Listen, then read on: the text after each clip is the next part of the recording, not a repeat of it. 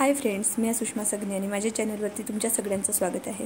तर आज आहे गुरुवार म्हणजे 15 ऑगस्ट आणि आजच्या दिवशी मी तुम्हाला 15 ऑगस्टच्या स्वातंत्र्य दिवसाच्या शुभेच्छा पण दिल्या होत्या कम्युनिटी पोस्ट टाकून।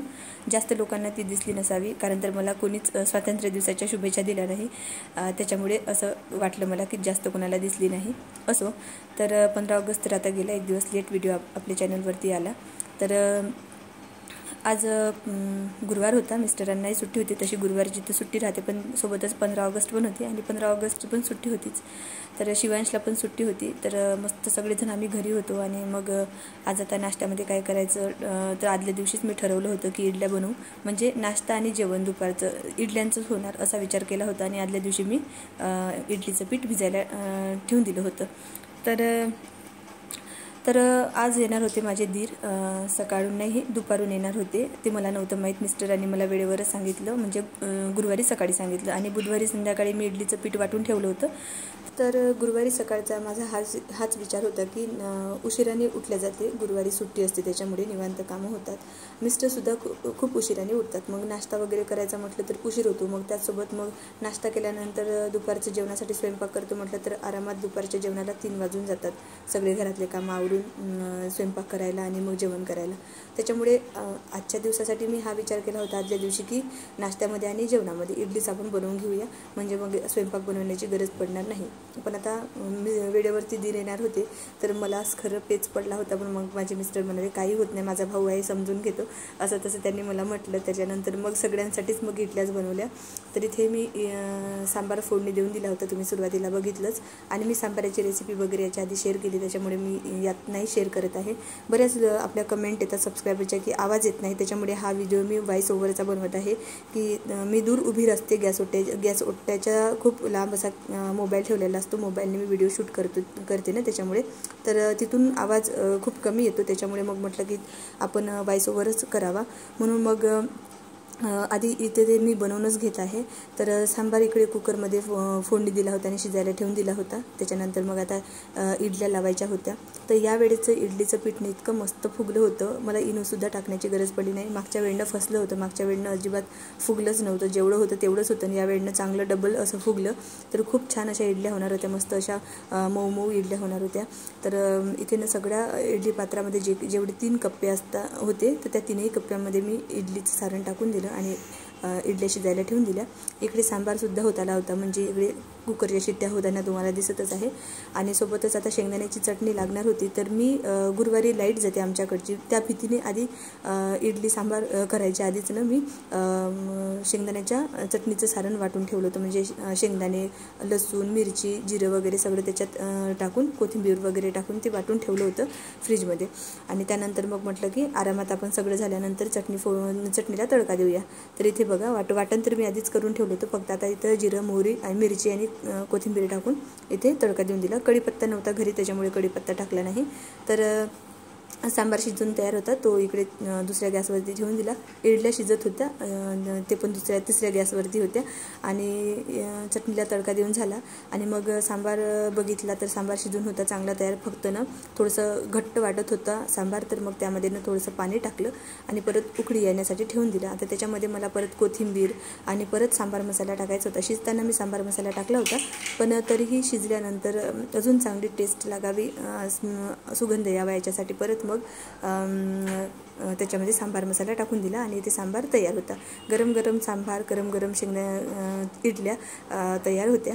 आता मिस्टरांना लागली होती भूक आणि त्यांच्या भावाला यायला वेळ होता, तर मग भरपूर वेळ होता, ते अजून निघालेच नव्हते। तर मग हे म्हणाले की मी नाश्ता करून घेतो, कारण तर आता जेवण आणि नाश्ता एकत्रच होणार होता, 11:30 वाजले होते। आणि आता मग म्हणाले की मला देऊन दे खायला, तर मग मी त्यांना देऊन देत आहे इथे। तर एका कप्प्यातून काढून घेतल्या इडल्या, आता दुसऱ्या कप्प्यातल्या इडल्या काढून घेत आहे। आणि त्यांचे भाऊने इथे जॉब करतात पुण्यामध्ये, आणि ते पहिल्यांदाच आमच्याकडे येत होते। आम्ही याच्या आधी बऱ्याचदा बोलवलं, पण त्यांना सुट्टी मिळत नव्हती, म्हणजे सुट्टी त्यांना ज्या दिवशी राहते त्या दिवशी मिस्टरांना सुट्टी राहत नव्हती, त्याच्यामुळे त्यांचं येणं होत नव्हतं। आज त्यांनासुद्धा सुट्टी होती, माझ्या दिरांनासुद्धा सुट्टी होती आणि मिस्टरांना सुट्टी होती, त्याच्यामुळे मग आज इकडे येण्याचा योग आला होता। तर मग इथे इडल्या काढल्या, शिवांश आणि अधिविकची लुडबुड सुरू होती, त्यांना आधी देऊन दिली अर्धी इडली ना त्यांच्या हातात दिली खायला, आणि त्यानंतर मिस्टरांना इथे वाढून देत आहे। तर इथे बघा गरम गरम इडल्या मिस्टरांसाठी वाढल्या, सोबत गरम गरम सांबार आणि त्याच्यानंतर मग चटणी। तर असा बेत केला होता नाश्त्यामध्ये, जेवणामध्ये, म्हणजे सकाळचं जेवण आणि नाश्ता दोन्ही एकत्रच आमचा झाला। इथे बघा तर मिस्टरांना देऊन दिल्यानंतर मग शिवांशला इथं वाढून देत आहे। त्यानंतर मग मी आणि खूप उशिराने माझे दीर आले होते, तर मग त्यांना देऊन दिलं आणि आम्ही मग गेलो एका गार्डनमध्ये। हे गार्डन अगदी आमच्या घराजवळ आहे आणि आम्ही एवढ्या वर्षामध्ये पहिल्यांदा या गार्डनमध्ये गेलो आणि पहिल्यांदा हे गार्डन बघितलं। इथे आम्ही बोटिंग केली। माझ्या पाठीमागे जे दिसत होते ना ते माझे दीर आहे आणि माझ्या मिस्टरांच्या पाठीमागे जे दिसत आहेत ते त्यांचे मित्र आणि त्यांची फॅमिली आहे। तर इथे बघा शिवांश बसला होता पुढे आणि त्यांच्या मित्राचा मुलगा आहे पुढे आणि मी त्यांच्या जवळच आहे, म्हणजे आम्ही जवळजवळच होतो सगळेजण। तर इथे आम्ही बसतो बोटमध्ये। तर 2 बोट आहे इथे, म्हणजे एक आहे म्हणजे बदकांसारखी बोट, ती आपल्या पायाने आपण चालवू शकतो स्वतः, आणि ही मोटरवाली बोट आहे ज्यामध्ये आम्ही बसलो होतो। पण बसल्यानंतर आम्हाला पश्चाताप होत होता की आपण त्या बोटमध्ये बसायला पाहिजे होतं, या बोटमध्ये नव्हतं, कारण तर पाण्यामध्ये जास्त वेळ आम्हाला फिरता आलं असतं, म्हणून सगळेजण आम्ही पश्चाताप करत होतो। आणि पटकन 10 मिनिटांमध्येच आम्ही पूर्ण एरिया फिरलो बोटनी आणि लगेच मग आम्हाला आमच्या ठिकाणी नेऊन सोडलं बोटवाल्यांनी।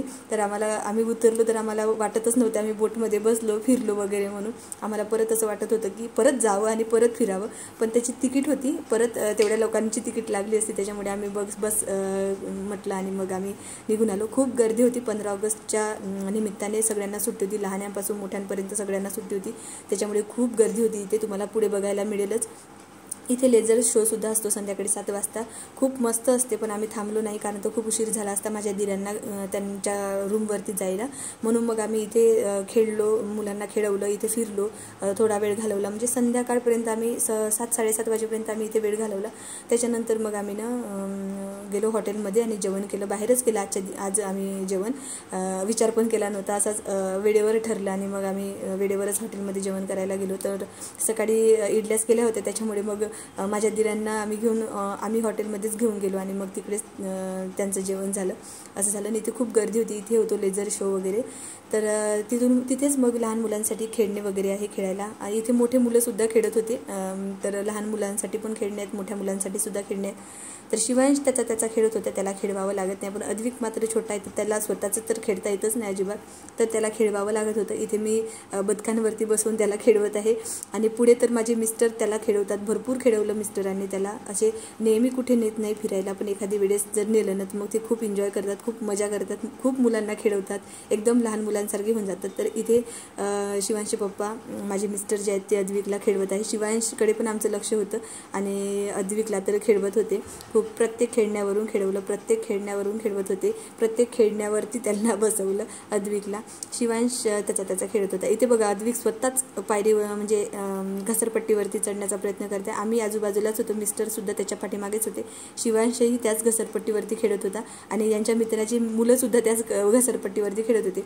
इथे बघा स्वतःच 2 पायऱ्यावरती चढला आणि इथे मिस्टरांनी उचलून घेतलं, तर स्वतः असा चढण्याचा प्रयत्न करत होता, स्वतः असा खेळण्याचा प्रयत्न करत होता, पण तेवढा त्याला समजत नाही, तेवढं त्याला कळत नाही, त्याच्यामुळे आम्ही त्याच्या आजूबाजूला होतो आणि त्याला आम्ही खेळवत होतो। खूप मज्जा आली, खूप मज्जा केली आम्ही। तर इथे बघा या घसरपट्टीवरती यांच्या मित्राचा मुलगा तो घेऊन त्याला घसरपट्टीवरती खेळत आहे, खूप मजा आली। तर खूप छान असा आहे व्हिडिओ चांगला बनवला गेला असता, पण दिराच्या समोर मला खरंच व्हिडिओ बनवता आला नाही, आल्या मला असं वाटलं की त्यांना आवडते की नाही आवडत असं वाटत होतं, त्याच्यामुळे। आणि त्यानंतर मग जिथे आम्ही गेलो ना तिथे खूपच गर्दी होती, संध्याकाळीसुद्धा खूप गर्दी होती आणि आम्ही जेव्हा गेलो तेव्हासुद्धा खूप गर्दी होती, त्याच्यामुळे मला काहीही तिथे शूट करता आलं नाही, जेवढं काही आम्ही शूट केलं तेवढंच तुमच्यासोबत शेअर केलं।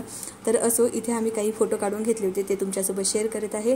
तर इथे परत एकदा जायचा विचार आहे आमचा, कारण तर खूप छान असा प्लेस आहे आणि पूर्ण डिटेलमध्ये तुम्हाला माहिती देणार या प्लेसची, जेही पुण्यामध्ये राहते त्यांना फिरायला यायला बरं पडणार असो, आणि ज्यांना माहीत असेल ते मला कमेंटमध्ये सांगा।